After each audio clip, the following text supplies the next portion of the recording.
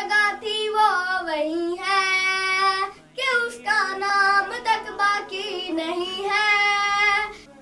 قلم کی نوک پر نکتا ہے کوئی جو سچ ہو وہ بھلا جھکتا ہے کوئی. وہ جس بچپن میں تھوڑا اور چھینا تھا, وہ جس نے ماں تمہارا خواب چھینا تھا, مجھے ماں اس سے بدلا لینے جانا ہے. مجھے دشمن کے بچوں کو پڑھانا ہے. مجھے ماں اس سے بدلا لینے جانا ہے. مجھے دشمن کے بچوں کو پڑھانا ہے.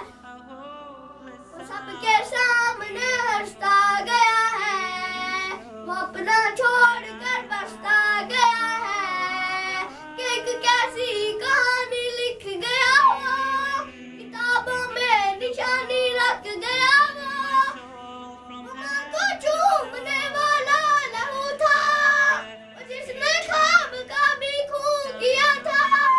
مجھے ماں اس سے بدلا لینے جانا ہے.